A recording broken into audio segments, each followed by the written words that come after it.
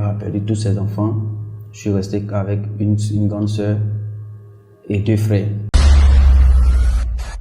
Le dernier, généralement chez nous, le dernier devait être là et puis on s'occupe de lui. Mais ça, c'est le dernier fainéant en fait.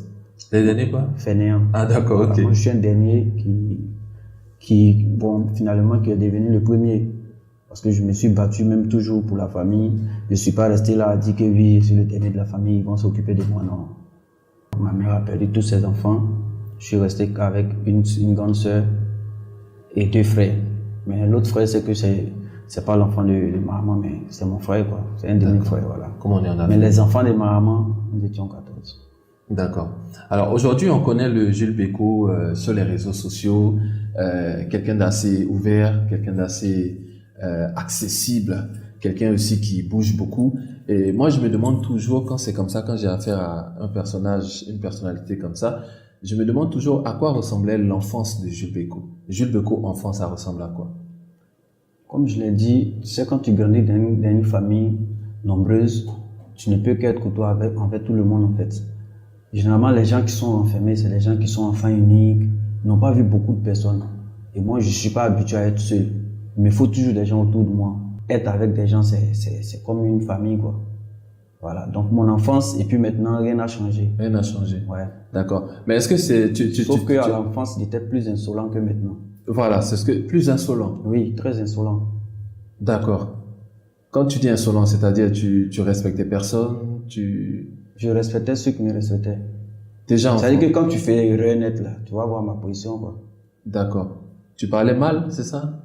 Ou bien c'était la bagarre? En quelque sorte, parce qu'on me frappait beaucoup pour ça. Je parlais pas mal, j'étais direct. D'accord. Tu peux voir un grand frère qui peut-être, il est vilain, là. Tout le monde a peur de dire qu'il est vilain. Moi, il dit qu'il est vilain. D'accord. Et ça, c'est au primaire, au collège? Depuis même là-bas même. D'accord. Depuis petit. Et ça n'a pas... Est-ce que tu penses... Il y a un vieux père du nom de Saïri en 4e, 98, quand j'étais en 4e, il m'a interdit la classe. Parce qu'il y a eu, c'est moi celui qui a eu lui dire, vilain là, tu te prends pour qui donc? Il m'a interdit la classe. Après, c'est réglé, c'est rentré en ordre depuis je suis devenu son bon petit. D'accord. Est-ce que cette attitude, quelque part, a eu un impact sur tes études, d'une manière ou d'une autre? Non, jamais. Ce qui a eu un impact sur mes études, c'est le décès de mon grand frère. C'est qui? Ce qui a eu l'impact sur mes études, c'est le décès de mes parents. Mes grands frères, mes grandes sœurs, c'est eux qui s'occupaient de moi. Mon père est décédé en 93. Et donc, c'est mon grand frère qui a pris le relais. Attends, en 93, je passais déjà au CE2. Du coup, celui qui a pris le relais, il est décédé. Donc, j'ai fait comment? C'est ce qui a fait que ça a un peu joué sur mon année scolaire. Aujourd'hui, tu es un homme public, tu es une personnalité publique. Comment débutent tes activités dans le show business? Par quoi tu commences? Comment tu arrives au show business? Comme je disais, par rapport à mon année scolaire, c'était un peu chaud. Voilà, à quel niveau? Quelle classe? Au niveau, quand on dit c'est chaud, là, c'est finance. Sinon, ah, d'accord, c'était chaud financièrement. Voilà. Ok, pour mais ceux à qui me quelle connaissent, classe? qui me suivent depuis, moi, depuis CP1 jusqu'au CM2, j'étais premier de ma classe. Ah. Et quand j'étais au collège, on nous ramenait au primaire là-bas pour nous montrer aux jeunes qui sont au CM2 là-bas. Vous voyez le petit là, voilà. Et on nous prenait pour exemple. Donc tout a commencé à être difficile pour moi quand je suis arrivé en 4e. Déjà, en classe de 4e, c'est là où on devient bandit. Moi, j'étais vraiment pas cadré. Hein. En 4e, j'étais pas cadré. Pourquoi on devait bandit en 4e? Je sais pas, parce que tu te crois déjà grand au collège et autres. Okay. J'ai remarqué ça. Et puis bon, moi, ça a joué sur ma carrière. Enfin, sur ma vie scolaire. Donc, après ça même, on m'a renvoyé en 4e. Hein. Je n'ai pas dit à mon grand frère. Parce qu'il vivait. Je lui ai pas dit qu'on m'a renvoyé. Donc, j'ai fait une année comme ça, sans aller à l'école. Je me lève le matin. À ce moment, il y a un vidéoclub.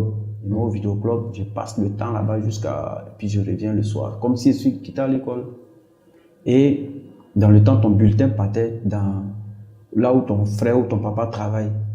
Les bulletins d'école, on ne donnait pas aux élèves. Donc c'est là, lui, il reçoit ça là-bas. Peut-être plus tard, il regarde, il voit que je suis exclu.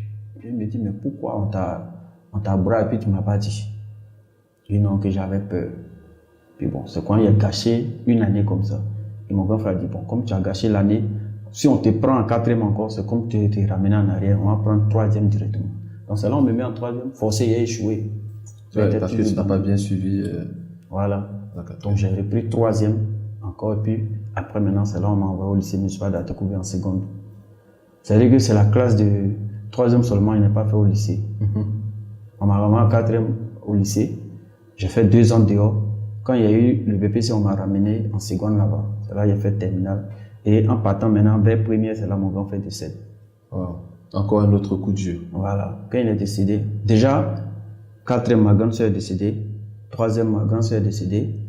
Seconde, j'ai perdu encore une personne. Wow. Maintenant, là, en première, là, c'est là mon grand frère est décédé.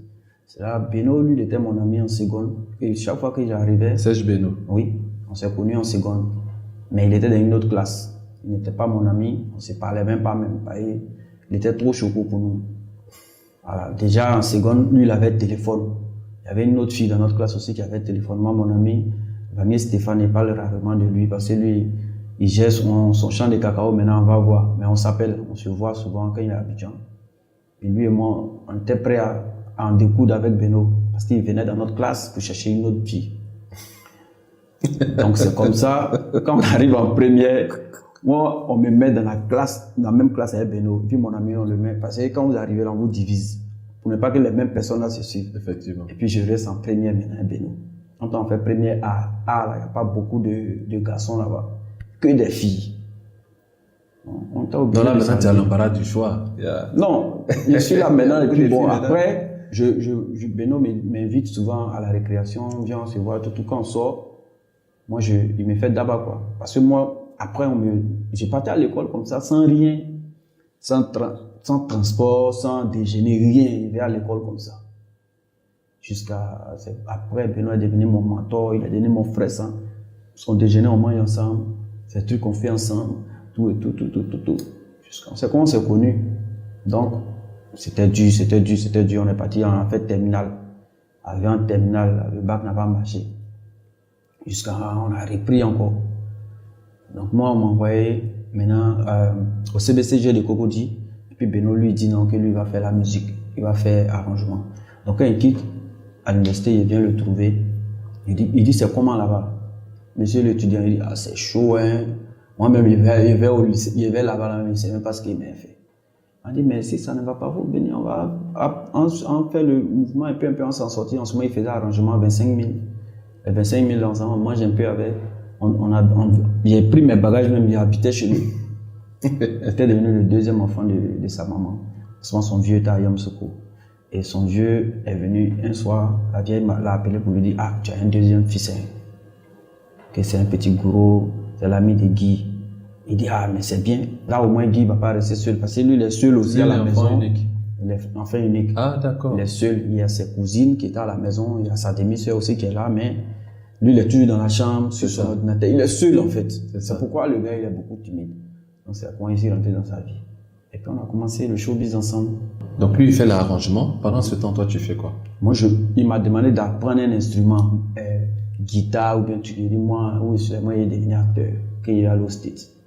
D'accord. Déjà donc, à ce stade-là. Voilà. Donc, quand il arrange, moi, je suis assis seulement, je le regarde. Je l'encourage en tout cas. S'il y a des idées, je lui donne. Là, jusqu'à un jour, ils ont lancé un casting. Dans le temps, on payait casting. Hein. Tu payes 20 000. On te demande photo entière, photo coupée, puis tu viens avec pour aller faire casting. Donc, ce jour-là, il a fait un arrangement. Il m'a donné les 20 000. Il dit bon, il a caché les 5 000 à manger après. Et comme tu veux devenir acteur, il faut aller. Ce parti-là ne m'a jamais appelé. Ils ont pris notre argent, on n'a même pas pu faire casting. Et puis, je suis revenu encore. Le gars, il insiste. Tu apprends un instrument. Il dit non. Un jour, Baby m'a dit d'aller prendre un cahier.